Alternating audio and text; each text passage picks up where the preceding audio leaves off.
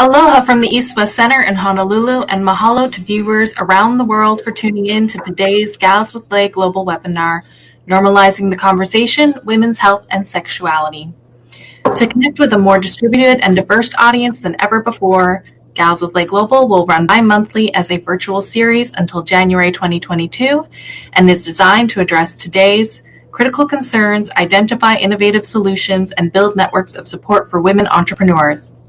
Gals with Lay Global leverages the Center's unique access to the world's policymakers, entrepreneurs, community leaders, and artists, virtually uniting these global forces with Hawaii's women leaders to harness their collective experience, ambition, and passion.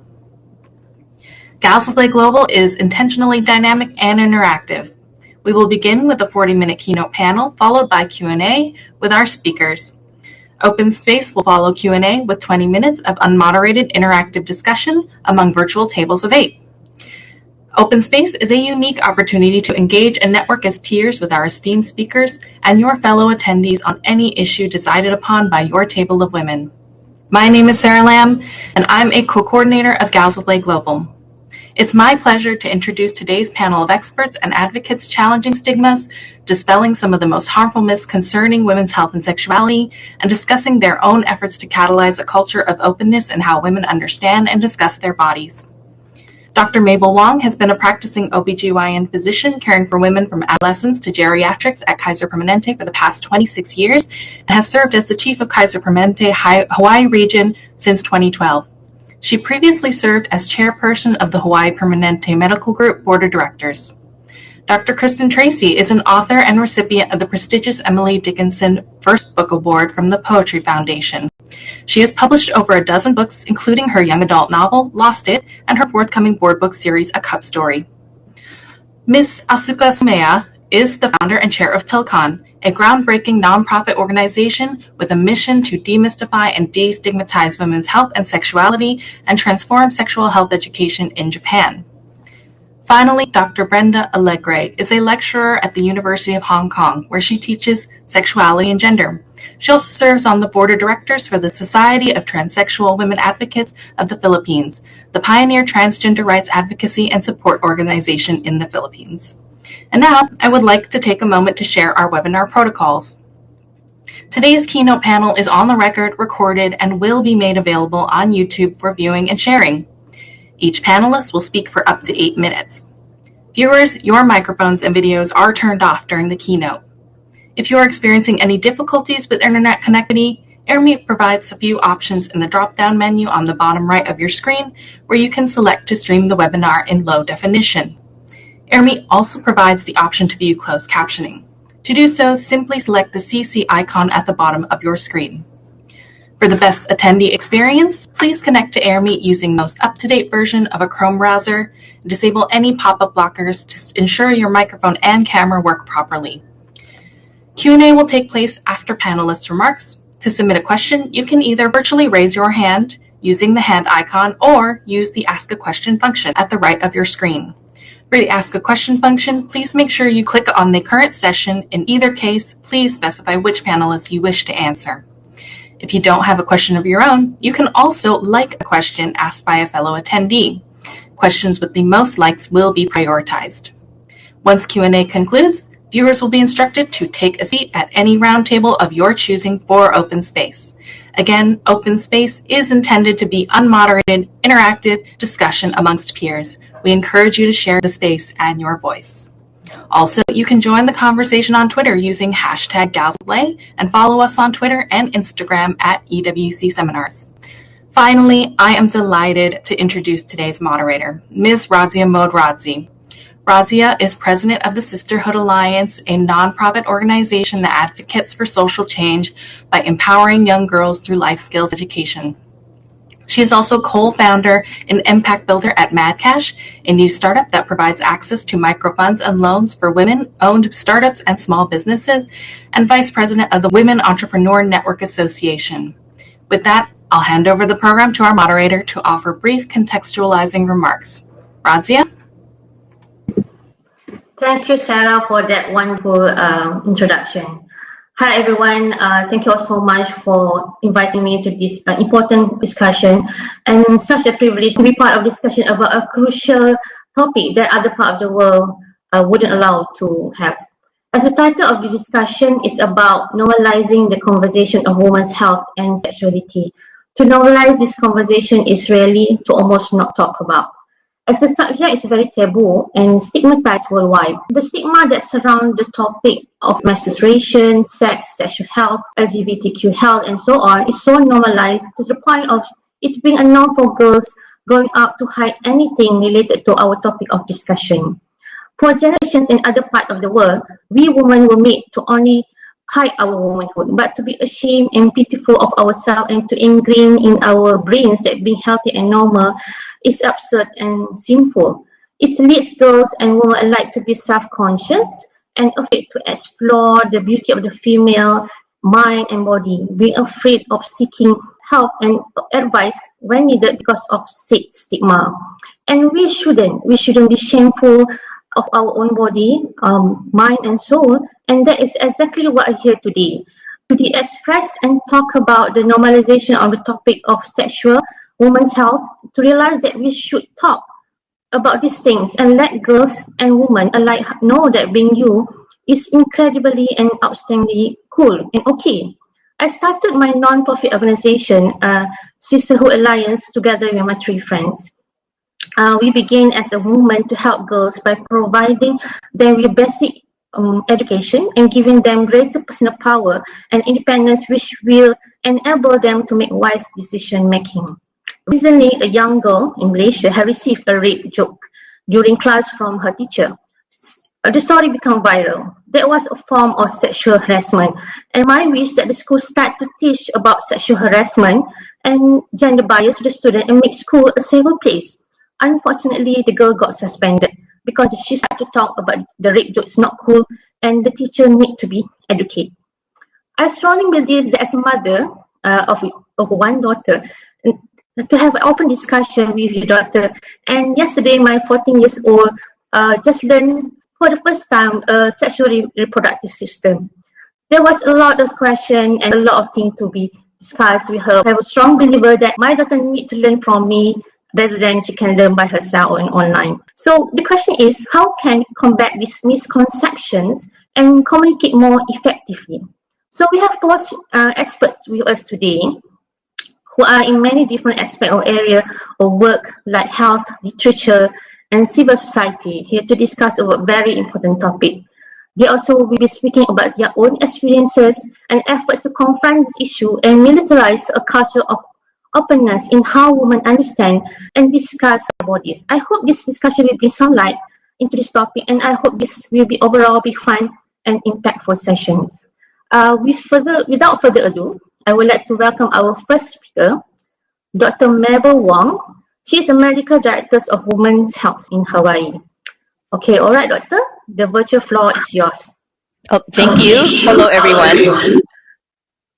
I am Mabel Wong, daughter of Chinese immigrants, raised in San Francisco, teenager in the 1970s, and have worked in women's health in some capacity since the 1980s.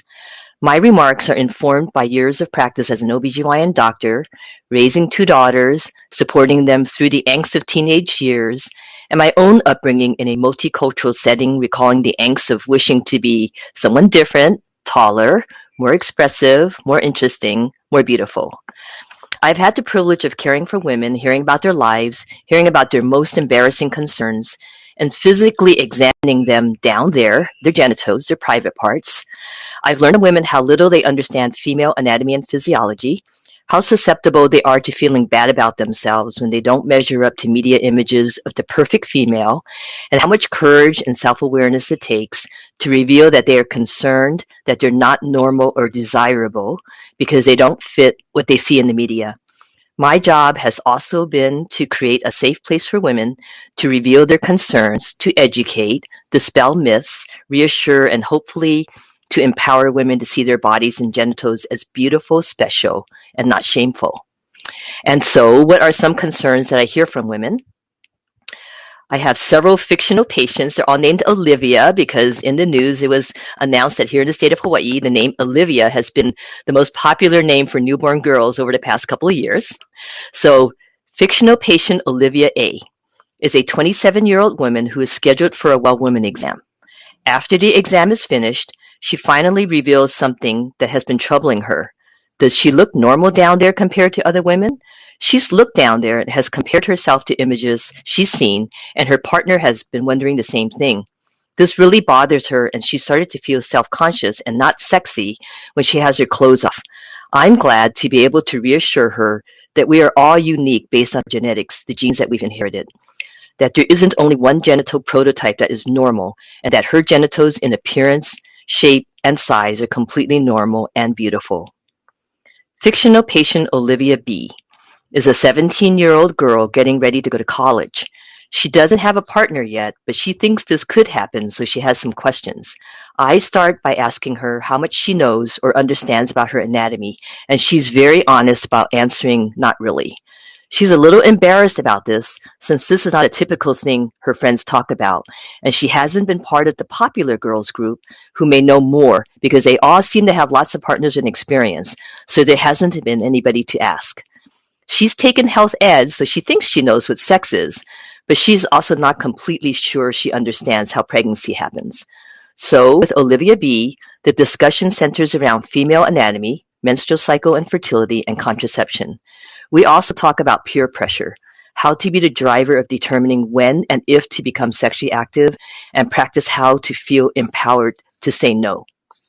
Fictional patient Olivia C. is a 20-year-old, and she has some questions about scenarios she's heard about on social media with some influencers that she follows. She's worried that she doesn't want to have sex as much as everyone else, and her partner thinks there's something wrong with her. I reassure her that sexual desire and frequency is unique to each woman. The normal frequency is the amount that she feels is right for her. Aside from empowering ourselves as women through education and gaining the self-confidence to pursue our goals, I would encourage women to include knowing and loving our bodies as another necessary step to empowerment.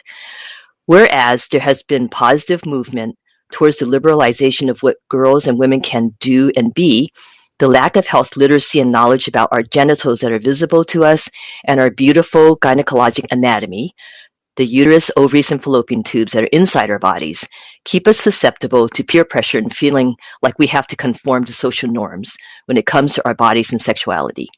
Know your anatomy, understand your unique and wonderful physiology, resist the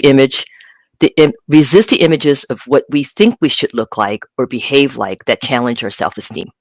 Question beliefs that don't sound plausible.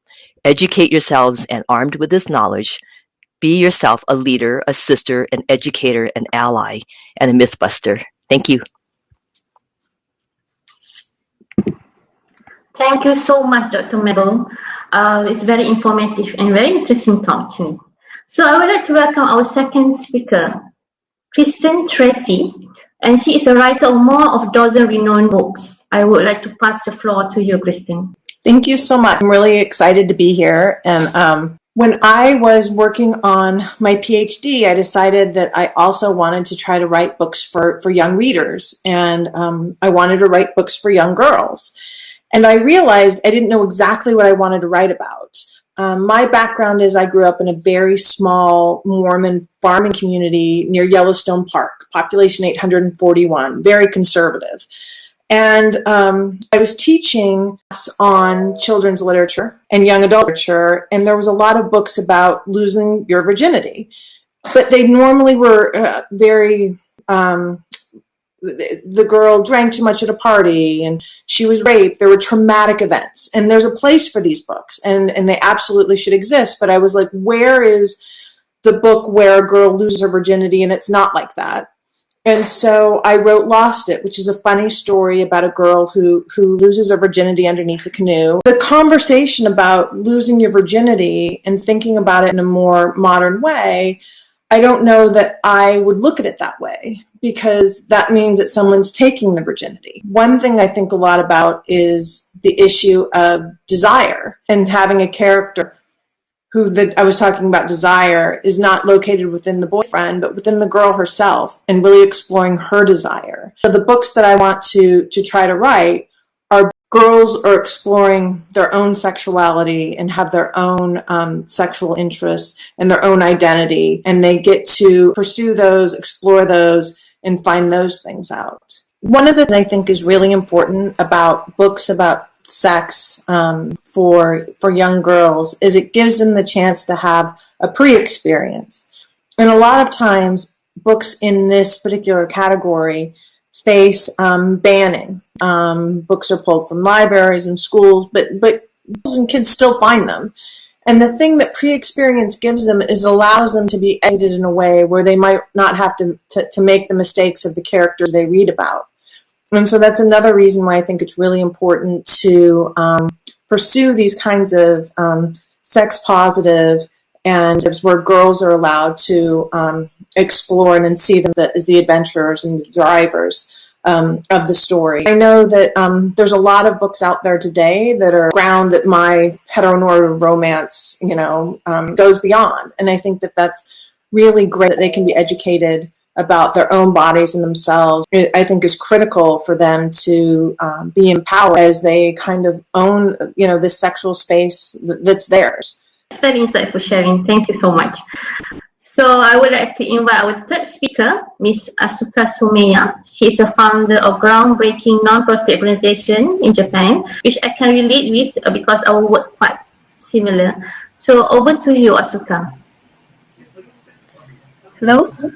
Yes. Is this okay? I'm Asuka Sumeya, founder and board chair of PILCOM, a non-profit organization that improves women's sexual health and access to emergency contraception pills in Japan. First of all, I thank Asuka Fish and the Fish Family Foundation for giving me this opportunity. When I was 20, I became pregnant unexpectedly. Sex education classes taught me pregnancy is a miracle. So it was a shock to me when the contraception didn't work. I thought, if I go through this pregnancy, I will have to give up my education and dreams. I decided to have an abortion. After the surgery, I felt guilty. I said to my mother, I decided it myself, but it's still painful. She said, the value of the choice you make depends on what you learn from it and how positively you can think of it. This experience made me aware of the serious issue of sex education in Japan and planted a seed in me to start PILCOM 2013. I will share my stories. Sex education in Japan is lagging hugely behind the United Nations international standards. In a survey of 18-year-olds in Japan, 1 in 4 has had sex, and nearly 90% feel the need for contraception. However, more than 3% of the respondents answered that sex education at school was useless. The internet and friends are the source of information. In Japan, emergency contraception pills has to be prescribed by doctors and cost $100. Imagine yourself as a teenager. It's impossible to get it. In this climate, I founded PILCOM in 2013. Our mission is to destigmatize and demystify women's health and sexuality and transform sexual health education. We aim to create a society where everyone, especially girls and women, can make decisions over their own bodies based on accurate information. Our work centers around young people, parents, and teachers. Every year, we host sexuality education lectures for 5,000 junior high and high school students. As a leading research center in Japan, we partner with organizations in other countries and offer translated teaching materials such as videos. We also provide advocacy and ask government to take action. The pandemic worsened the situation. In 2020, the number of consultations from young people about unexpected pregnancy increased sharply. As a response, we launched a communication campaign with a network of OB/GYN, obstetrics and gynecology doctors, like-minded organizations, and young people. We successfully collected over 100,000 signatures and submitted a petition to ministries of health as well as gender equality, requesting improved access to emergency contraception. Our petition is pushing the government to allow pharmacies to sell easy pills without the doctor's prescription. It will be about time. There are still strong oppositions. Many believe that improving access to emergency contraceptives will encourage unprotected sex and increase incorrect uses. Possibly to your surprise, the largest voice of this school of thought comes from OBGYN doctors. Conservative politicians are completely opposed to sex education, saying that it breaks up families. WHO of course confirmed otherwise and recommends all women and girls have the right to emergency contraception. The next challenge is to move beyond stigmatization and mystification. As important as it is to have easy pills available at pharmacies, it is imperative to educate the public, especially girls and young women, with accurate information based on scientific facts and international standards for secure access. For that, we are about to roll out online sex education programs and support service for teachers. In the field of sexual and reproductive health and rights, Japan is far behind. Policies are centered on men, completely ignoring the voices of women. At times, it feels impossible to move anything in Japan, but I am not giving up. I am doing this for little girls like my 5-year-old daughter. They are the next generation of women who will lead Japan. I want to change Japan for them, and I want them to believe that our own voice and action can change society. Please join us and speak up. We, women, have the right to make decisions over our own bodies. We are not mindless and powerless. We create our own future and change our society for the better. Thank you. Wow, thank you, Asuka. You're sharing very informative, and I'm admire your resilient and persistent about your cause. So next, our final speaker, Dr. Brenda Ali Gray. Looking forward to listen to you, and the floor is yours. Good morning to everyone. I am Brenda. I am a transgender woman or a trans Pinay from the Philippines. And I'm really very thankful to be given the opportunity and space. And also, I'd like to remind everyone that being trans, being queer, is a timeless reality and a timeless experience, such as the babaylan, the asog, the bakla in the Philippines, the waria in Indonesia, the Maknyas in Malaysia, the Hijras of South Asia, the Two-Spirit people of North America, including the Mahu. So the problem is the law, the absence of gender recognition laws in different countries. Like in Hong Kong and in the Philippines, we have no gender recognition law.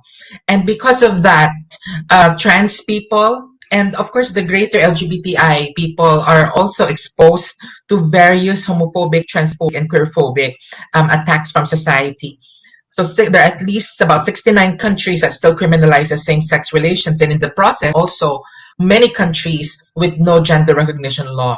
In the Philippines, it is a biological deterministic approach that our law upholds when it comes to tackling LGBTI issues, including those that affect trans people and intersex people.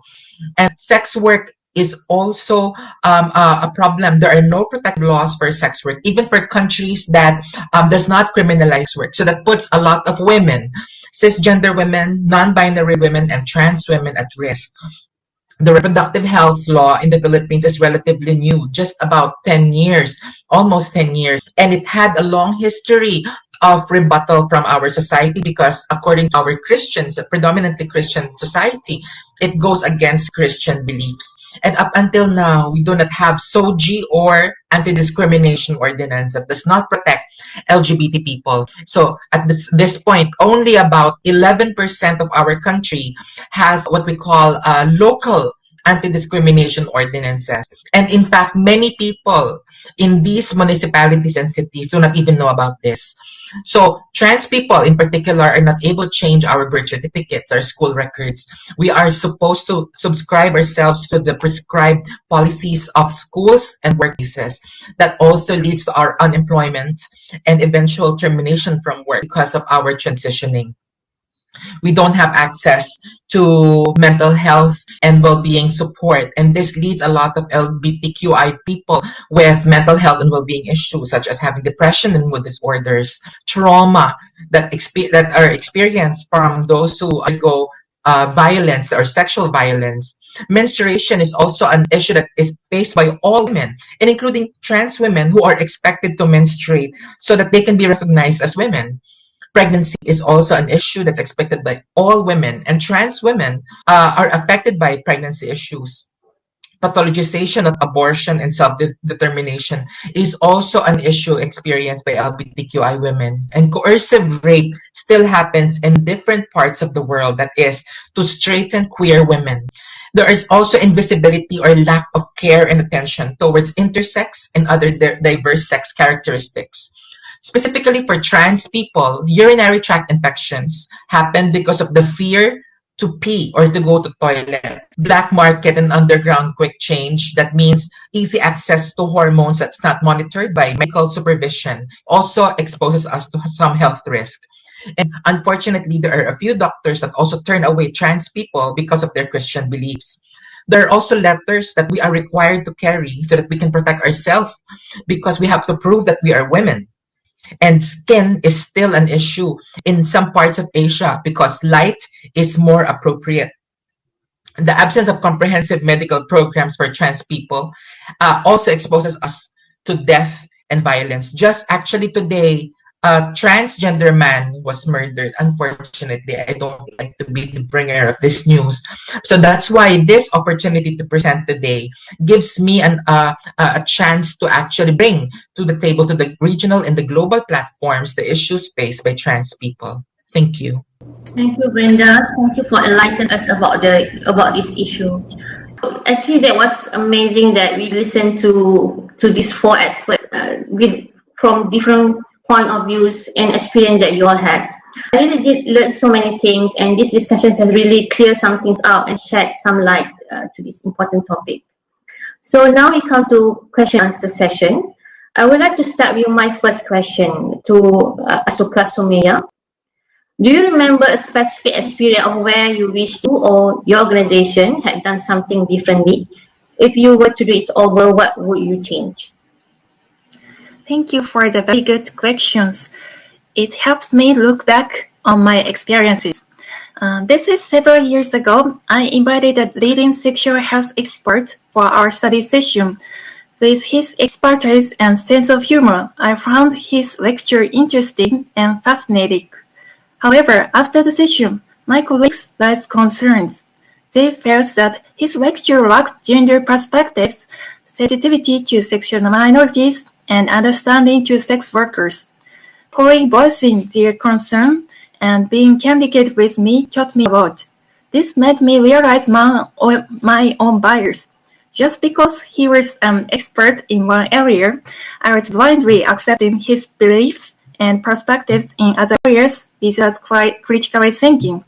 Japan is still male-dominant, hierarchical society with experts like doctors, lawyers, and politicians who are usually men in power.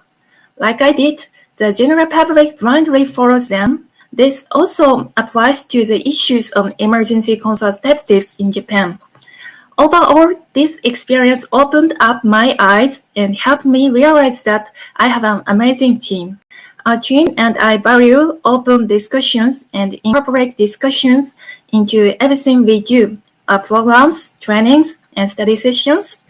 Most importantly, this leads us to action. taking action together with people with diverse backgrounds in sexuality and age, and with human rights advocates. Thank you. Thank you. You have a very good, amazing team. Congratulations to you. So my question is for Christine. Hopefully you're here. Yes. Okay, why is it you decide to tackle this subject? I think you already mentioned this before, but why do you stay? What is your biggest challenge to tackle this subject through publishing? Is it your biggest challenge, and what makes you want to stay with this? And why do I want to stay what? Why is it you want to stay to pursue to tackle this subject? I can remember being taught about sex, and they brought a cupcake into a room full of girls, and they had a boy come in and lick the cupcake, and then he left, and then they said, who do you think wants the licked cupcake?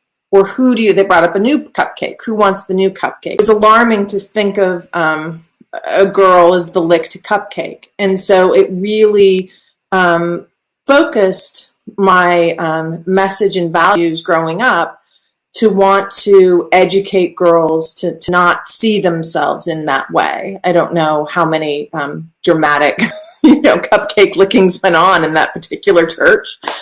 One of the most important things in writing my book is I didn't want there to be this moral lens about it. There's already so much going on biologically. Like, I don't think that you need to have that kind of shame attached to the girl in particular in this case. And so it became really important for me to want to write stories that didn't have that kind of moralizing lesson.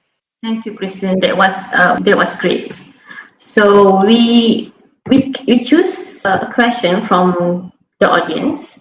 When I was in middle school, they hired an abstinence-only sex educator who said some harmful things about how girls should behave around boys.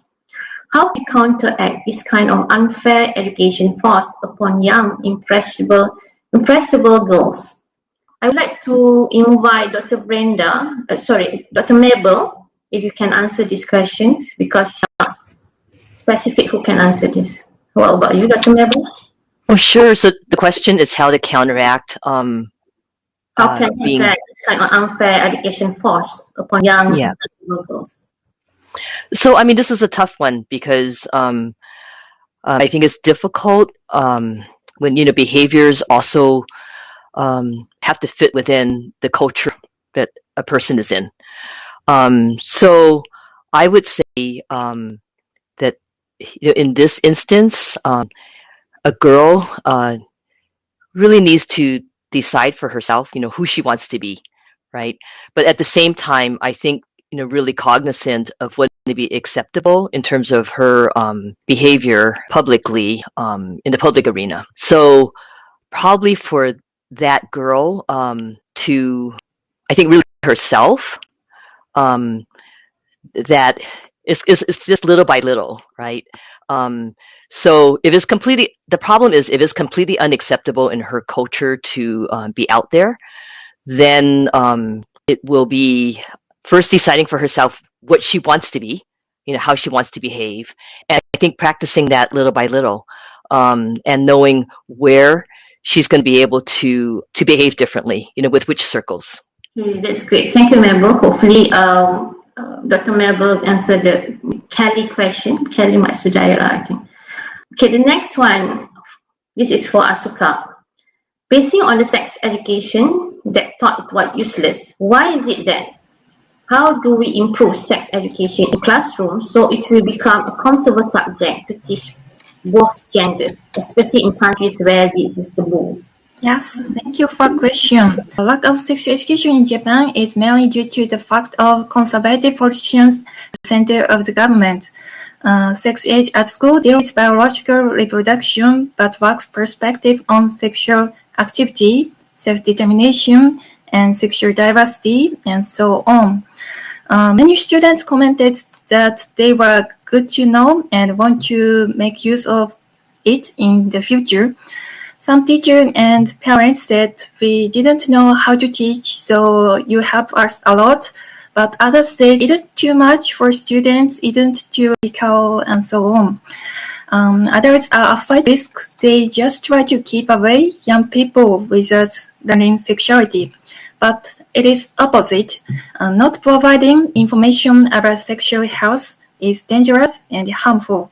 Also, young people are required to know about sex and contraception, and this is their right. Thank you. Thank you, Asuka. Another one question for Dr. Mabel. Be curious to hear if we are also educating young adolescents about the side effects and repercussions from synthetic hormones, aka birth control. I know many women, myself included, were using this synthetic. So I think it's important to actually understand about the hormonal birth control methods. Certainly they are synthetic, but in terms of them permanently messing up a woman's physiology, that's actually accurate. That physiologically, the way that they is to the hormonal contraceptives is actually stop ovulation, and that's how they work as contraception. In reality, many hormonal methods are also now used outside of contraception to irregular bleeding. So I know that times if somebody has a side effect that they believe is causing a hormonal contraceptive, it's there may be some misunderstanding in terms of the dangers of that. Because in fact, actually not only very safe and reversible, but used for many different kinds of conditions, and now also are known to actually have some actual health benefits, like the reduction of some cancers. Thank you. So I think we have time, Sarah. I can take another question. This is all for panelists. Thank you for your amazing work. It seems that the issues about women's health and sexuality are still the concern for girls and women. How can we bring boys into the conversation, or how can they be more helpful in this issue? Maybe you can answer this, because Christine? So, yeah, one thing that I really advocate for early is creating libraries so that there are a large number of girls' stories, so that boys actually inhabit that interior space of being a girl, because so often boys are raised where they're the center, and sometimes that is you're encouraging misogyny, you're encouraging them not to enter or be empathetic to a girl's psychology or a girl's point of view. And so I have a young son, he's 8, and he probably skews reading 60% girl-focused narratives to 40% boy-focused narratives. And I think that that's an important way that you can begin to correct this. Thank you. But I can answer this from my perspective of non-profit organization, Sister Alliance, because we always focus a program for girls at first for my first 2 years. Then we realized that we not include the conversation with the young boys. So we just started a program that we mix the boys and the girls to start talk about sexual harassment and the consequences of that. So that's one of my part, how we want to teach this subject, then include the boys in this in the discussion. So okay, another question, I think we have time. To Dr. Wong, Dr. Mabel Wong, do you think all doctors have the responsibility to teach sex education to any patients who come to them instead of sending them to women clinics to be educated on the points you raise? In fact, I do, but I know that actually even in my own system, that not all physicians outside of my department feel comfortable. So I would say, the reality is just being an MD alone does not also mean that that person himself or herself feels comfortable with this topic. So in that way, yes, I believe that actually this should be an area where any provider that you see or any physician that you see should be able to be upfront and honest and open and feel comfortable discussing this topic. But in reality, I know that realistically is going to be more often a women's health center or women's health providers where you'll find somebody who's actually pretty comfortable and feels responsible in sharing information on this topic. Okay, thank you. Okay, for Brenda, do trans men and women in the Philippines have allies in advocating for their health and safety? Yes, within the LGBT movement, we do have the greater LGBT collective. I would believe are allies. Also, they're helping us bring the conversation to legislation, but it's really taking a long time. So within the government, there are some law. I'm not sure if some or few. There are between few and some lawmakers are actually realized for the LGBTQ community in the Philippines. In fact, a few of them have already sponsored several legislations that are quite, pending for quite some time already, including the anti-discrimination ordinance. But LGBT people in the Philippines have always joined the conversations for sexual health and sexual rights for everyone, not just for LGBT, for a long time. So I just hope also that our government will already heed the call of providing us protection, at least the anti-discrimination ordinance. And I also would like to share something that what our organization does, because I wasn't able to share that. I wasn't able to get to that earlier. STRAP, or the Society of Transsexual Women of the Philippines, has been established in 2002 by 4 trans women, and now we have around 40 active members from different parts of the Philippines, and a few of us are also based in other countries. So what we do is we are a support group for trans women, and trans women sometimes do not know where to go, what to do, and they don't understand the topics of, let's say, transitioning. Transitioning is something that is experienced or a choice of only a few women or some trans women, but not all. And then we also engaged in advocacy work. And so that's where we actually add our voice to proposing for or helping improve legislations in the Philippines. We have conversations with human resources or companies and different companies in the Philippines, because a lot of trans people experience discrimination in the workplace, including me. Many years ago, when I was in the Philippines. I was not allowed to use the women's toilet also. And this has actually made me feel very unconscious. I'm sorry, very conscious in going to toilets. And that's why I mentioned earlier about UTI, the urinary tract infections. Something to note also and to share with everyone here, because we don't have a medical platform, to be monitored and to be supervised for our transition. It's been a practice for trans women to actually just take hormones like as if they were like M&Ms, they were like candy. So we are feeling invulnerable, of any health repercussions, thinking that the more that you take, the more that you'll feminize, because it adds to your self-esteem and self-image. But knowing that in the long run, you will probably have some health problems like liver and kidney problems later on.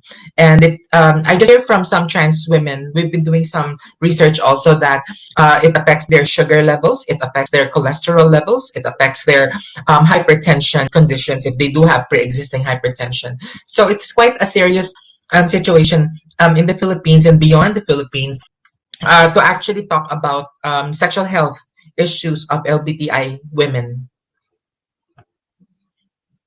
No, thank you. That's very enlightening sharing. So, another question to Dr. Mabel Wong, who also talk about women's health as they reach golden age 50 years old and up. What are good things to be mindful of and things to prepare for as they face menopause? Okay, this is actually my favorite topic, being menopausal myself.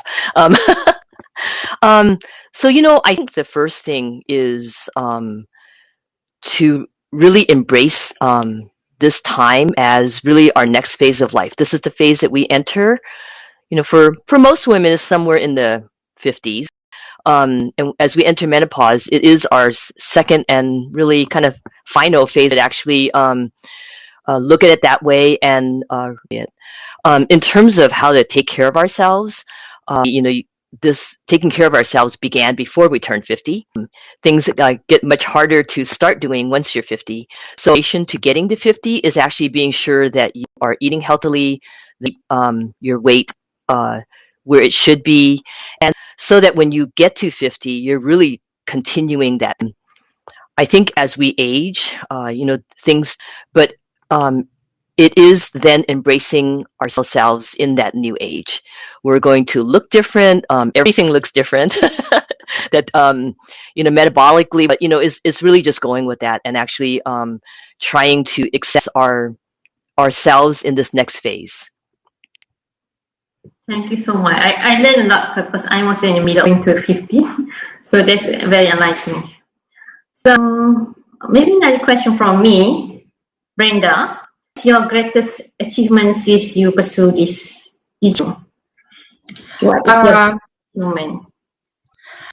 Maybe I'm not sure if I could call it an achievement, but maybe it has helped learn and to understand better what intersectionality means. Many years ago, when I've been reading on Dr. Kimberly Crenshaw, her talks in different universities via YouTube, I'm getting what she explaining very much, but then now realizing that I am doing the well, it actually helped improve the level of empathy within my own system. Because I also go through the same amount of oppression, and then since I've started to live in another country here in Hong Kong, I'm living in Hong Kong. I'm teaching here in Hong Kong. I'm also a migrant, so I'm also experiencing another layer to my person. I have become a migrant. I am a person of color here, and I am as a trans woman. The way that society looks at us is different. So I see it not as an achievement, but as an improvement to my personhood, that I am understanding the different layers of oppression of women in different countries, the different experiences, and I'm learning more, especially every time I'm given a platform to share these experiences. Doing the research also allows me to gain more insight, and the experiences are also evolving over time as the language is also evolving. So I'm looking at that as an opportunity to learn some more. Without any of you, this wouldn't have been possible, and it wouldn't have gone smoothly as you advocating for the right thing. So it's just really again for East West Center. So I would like to. A big mahalo to our viewers for submitting questions and to our panelists for their thoughtful responses. While we end of Q&A, I encourage you to continue the discussion during open space, which begins now.